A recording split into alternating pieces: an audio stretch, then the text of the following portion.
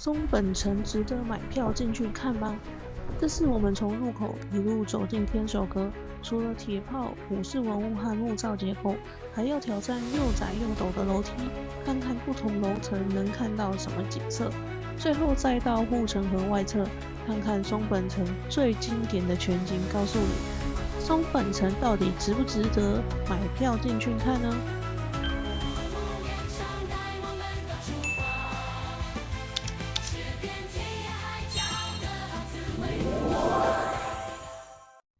歡迎跟萌萌園長一起出來玩。這次我們來到日本國寶5城之一的松本城，停車的位置呢就在太古門附近。下車之後，只要過一個馬路，就可以進入松本城的外圍區域。距離其實比想象中近很多。穿過城門，再走到第2個小門，旁邊就放着一個非常巨大的赤松木材，這是平成8年到11年復原太古門時曾經用在門上的橫梁木材。看完這個木材的介紹之後，還要繼續穿過庭園往裡面走，沿途有樹木、水景和櫻花跟城牆。從停車的位置走到售票處，實際大約5分鐘左右。接下來我們就要準備去買票，正式進入松本城參觀。走到這邊就準備正式進入松本城了。現場的看板顯示，目前進入松本城的天守閣大約還需要等候20分鐘。前面這一段主要是外圍城門和庭園，是不用付費可以參觀的。要進入到天守閣的範圍內呢，就要開始買票。接下來會先沿着城牆和參觀通道往天守閣前進。接下來呢，我們就要到天守閣的入口了。進去之後會從低樓層開始，依序看見松本城的歷史、建築構造，還有地震受損跟修復過程的展示。接下來我們就跟着館內動線，一層一層的往上參觀，最後帶大家登上最高樓層，看看松本市區的景色。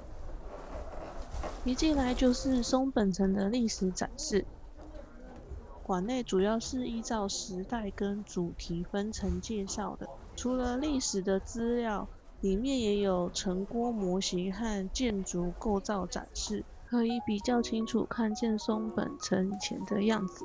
接着我們看到的是一整區的鐵炮相關展覽，現場除了不同形式的古代槍械，也展示了武士盔甲、歷史畫作跟相關資料，從武器的外形構造到當時的使用背景，都能感受到城堡除了是城主居住和治理的地方，同時也具備重要的防禦功能。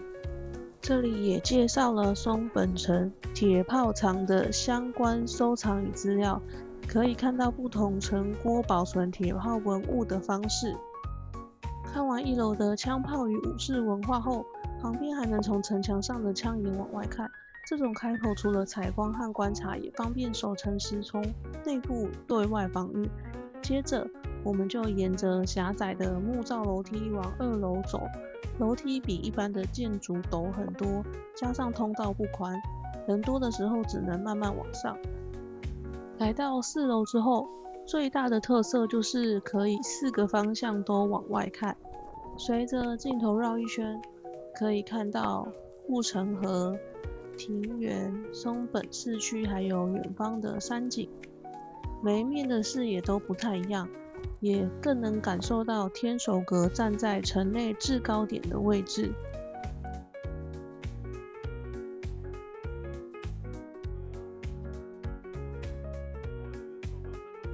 當年這些窗戶除了採光和通風，也方便觀察城外動靜。現在則成了參觀松本城時很值得停下來看的景色。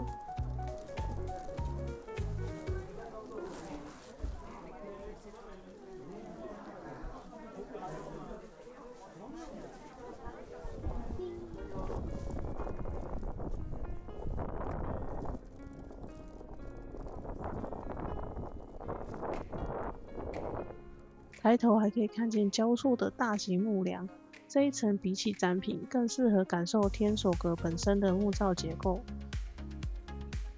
4樓這邊還保留了御座所的位置，據說是城主在戰事緊急時進入天守閣後所待的空間，並不是平常生活或接待客人的房間。看完了這些之後，我們就準備順向往樓下走。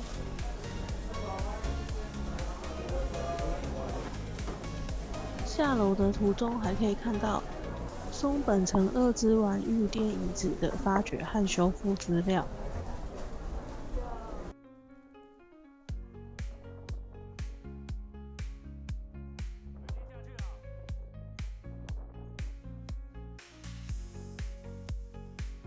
往前面走一點，還可以從窗邊望出去，看到庭園的景色。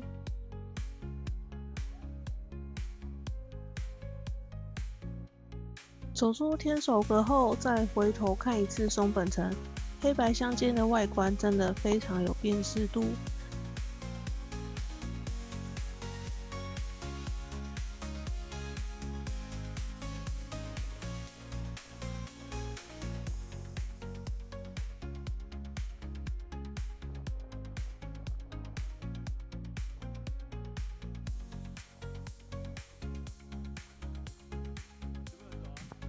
快到出口前，可以看到一整排的日本各地城堡的照片。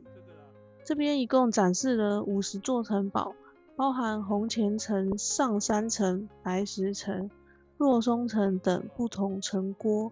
喜歡日本城堡的人可以在這邊看看自己去過哪些城堡，也可以順便看一下自己下一座想要去的城是哪邊。我們稍微沿着看板慢慢的往前走，接着就準備離開庭園。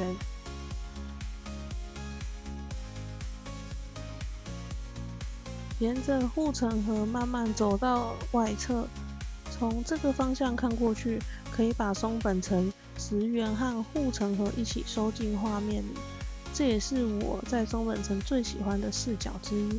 如果準備來松本城，除了進入天守閣，也非常建議繞到護城河外側看看，從不同的方向欣賞會有不一樣的美景。最後提醒，松本城樓梯很陡，人多時要慢慢走，離開前也別錯過護城河外側的全景。喜歡這支影片，記得訂閱某某園長同遊趣，也歡迎加入會員或使用超級感謝支持園長。また來てね。